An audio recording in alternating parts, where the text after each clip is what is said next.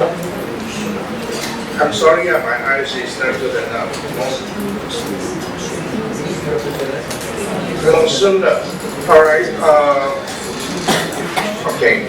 And the title is Empowerment of Women, a Perspective from Bangladesh. So please, thank you. 15 minutes. Thank you.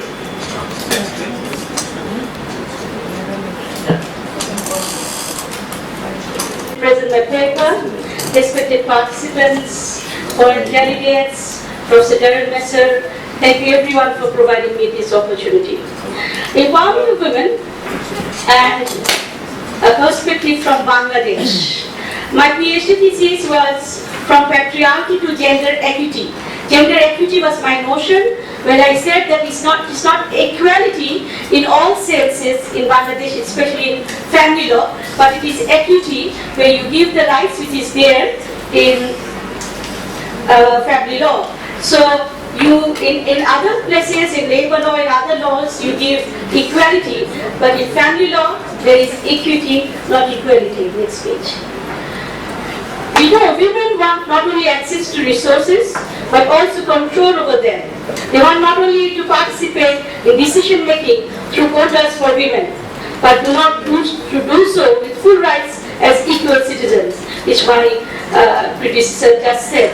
Women don't want to work in any employment opportunity, but to be employed in protected and decent work. In such a situation, women become empowered, and this is why this kind of empowerment cannot happen under colonial occupation and patriarchal dominion. But we are still in patriarchal domination in Bangladesh, because this is a patriarchally dominated society. Empowerment of women equals the full participation of women in the formulation, implementation, and evolution of decisions, determining the functioning and well-being of societies. To provide for the women their rights and responsibilities, the world community came forward with a volume of conventions and conferences which we all know about. Treaties and municipal laws and the Universal Declaration of Human Rights, UDHR 1948, the International Convention on the Civil and Political Rights, ICCPR, etc., was there. Women constitutes 50% population of Bangladesh, but as a victimized, powerless, poorest, invisible group. So you see the difference. They are the poorest, invisible group. Women in Bangladesh are subordinated within an intensely hierarchical system of gender relations, which constantly attempts to deny women not only access to social power and control over their own lives, but also granted rights to which they are entitled. That was my thesis. I said that yes, we have got Prime Minister who is a woman, opposition party who is a woman, but they are really not representing themselves, they are representing someone else who is a man. Female employment in Bangladesh did not provide women control over main production, land ownership or income earned. Thus in Bangladesh, religion and official family laws are concerned about betterment of the status of women. But there is always a power game to deprive women from economic empowerment, and they suffer systematic denial of land and property rights in many cases. Women are not given their rights. The term empowerment denotes giving power, authority, and the capacity to increase one's self-reliance and intellectual strengths, and the ability to gain control over material and non-material resources. Empowerment is the dynamic, ongoing processes to bring changes at the personal and collective level, and it is an important element for human development. Economic empowerment of women is one of the elements of women empowerment to provide them the rights, especially the rights of property. Empowerment of women is not restricted only to financial empowerment, rather it includes complete empowerment of women in every sphere of life. Feminist work emphasizes the empowerment is rational. There is a complex reciprocal relationship between women's self-understanding, capacity for self-expression, and the access to control over material resources.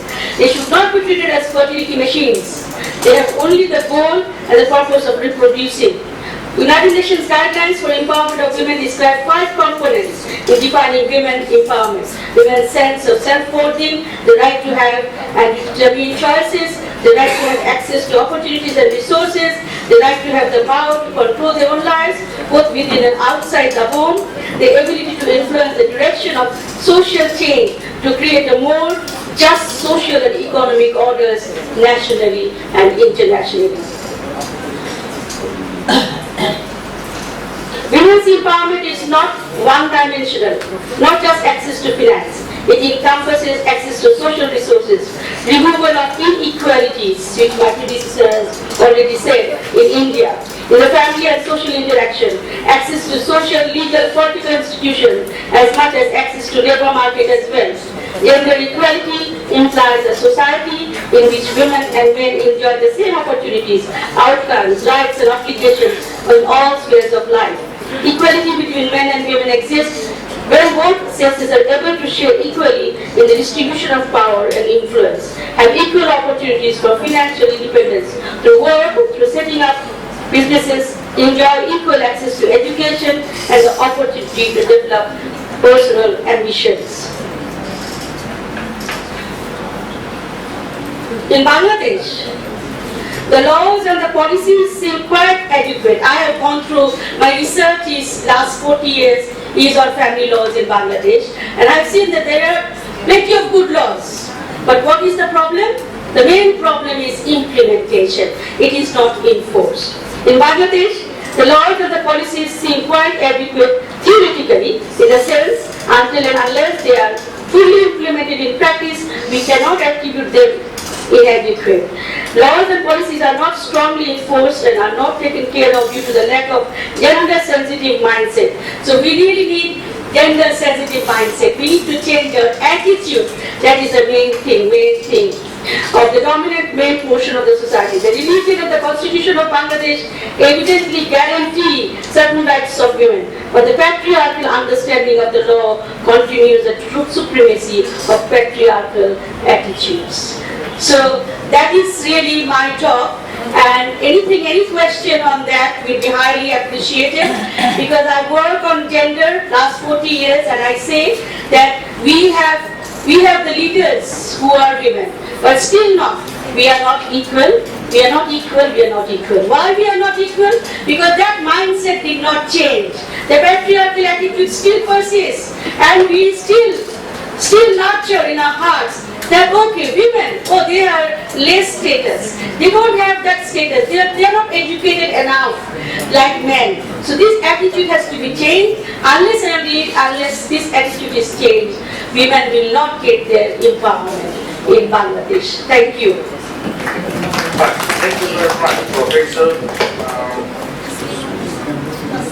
Monsoor.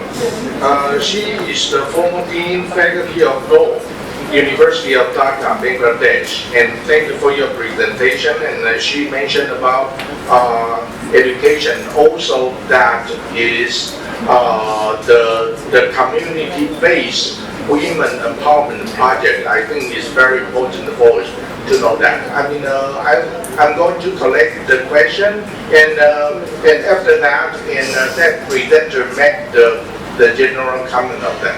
Thank you very much. Any question? Please, Inge. Yes, thank you very much for your presentation. My question is for Professor Monsoor.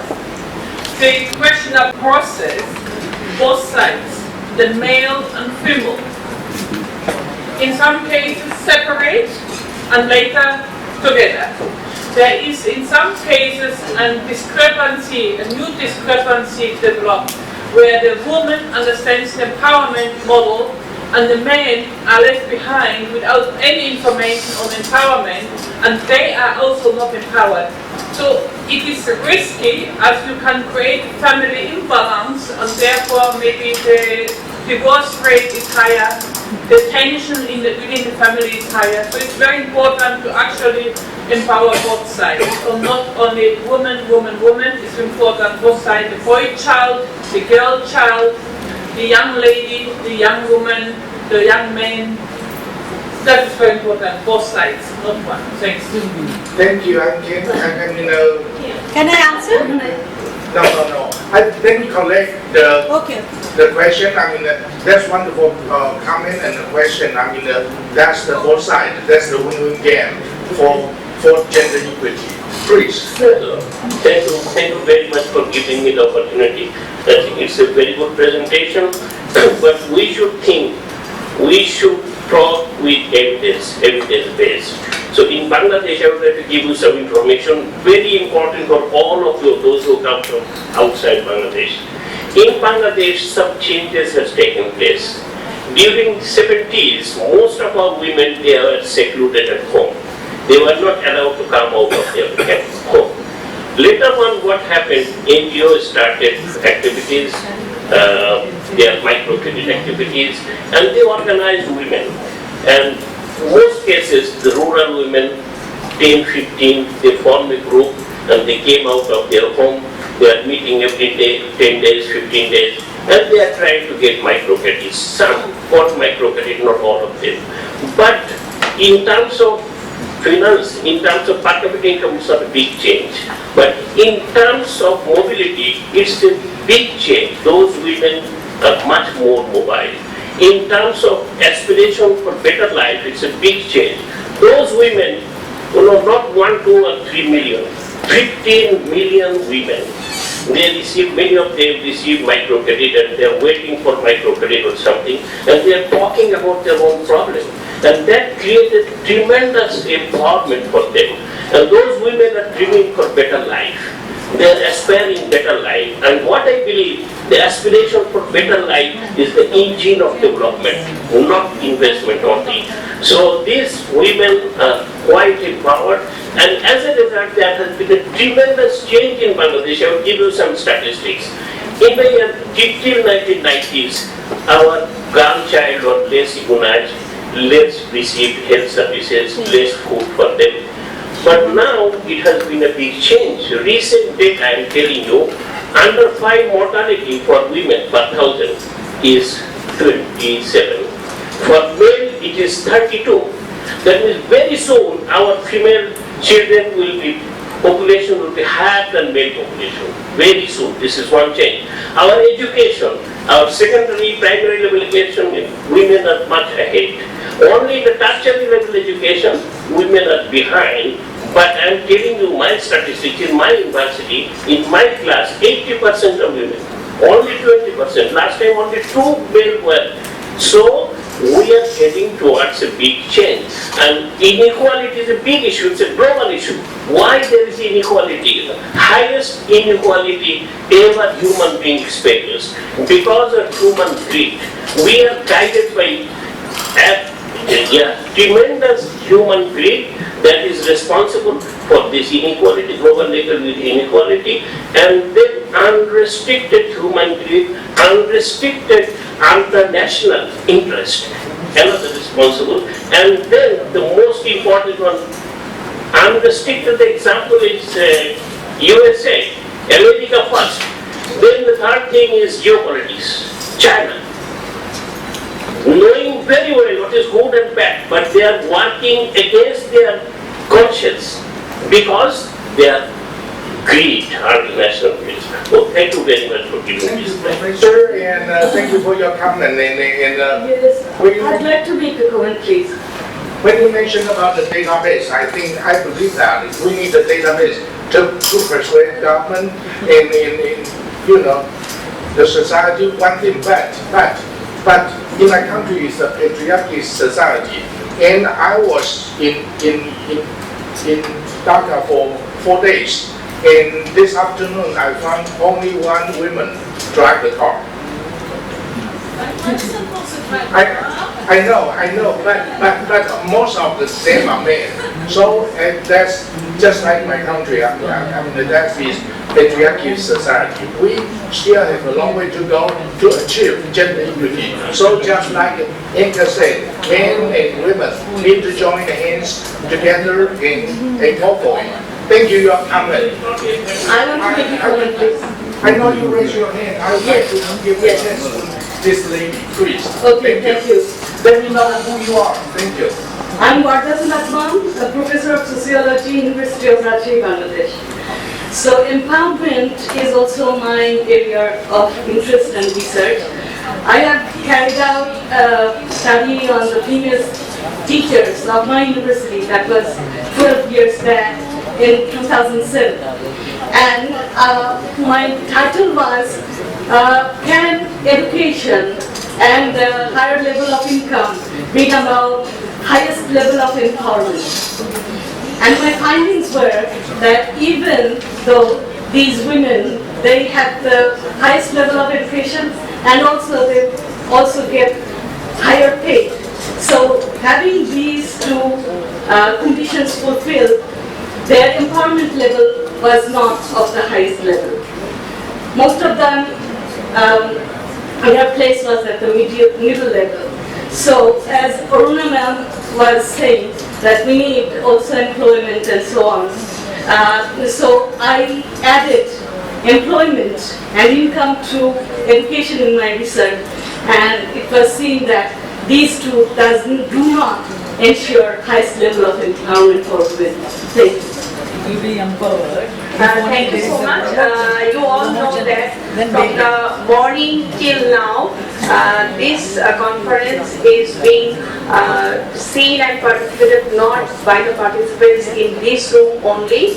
In 64 districts of Bangladesh, the Office of Civil Surgeons, who is the head of the district of the health and sanitary portion, so they are also observing and participating in this conference. So from the conference, I would like to request that if any of the Honorable Civil Surgeons sir and madam have any question, please ask the question now. Thank you, sir, madam.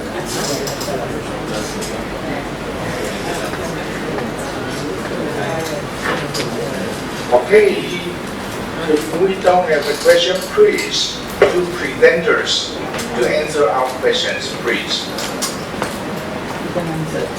Okay, first question was about, and saying about men and women, both empowerment. Yeah, of course, that is very much needed. Empowerment in both sides, in all spheres of life. You need men and women both to be empowered. But you know, these social attitudes, the cultural attitudes, is so much embedded in and deep-rooted in our blood that we cannot go out. We still nurture them. As for example, in inheritance laws, women, whatever they have in Islamic law, they have 50%. That 50% is not given to women. It is given to men. Men, they say, the brothers, they say, oh, they come and eat, and Nayod, the Nayod is there. Nayod means you come and eat, have holiday in your brother's house. And that is enough. And that is inheritance. That is not inheritance. The Holy Book, the Holy Quran said, inheritance is give half to women. The brothers get, the sisters get half to brothers, but the brothers they don't give. They say, okay, they come and eat and go and have holiday, and that is their inheritance. So you see these concepts, these conventions of our societies, unless we break them, it will continue, and women will not get even the granted rights which are there in the Holy Quran, granted rights which are there in the conventions and the laws.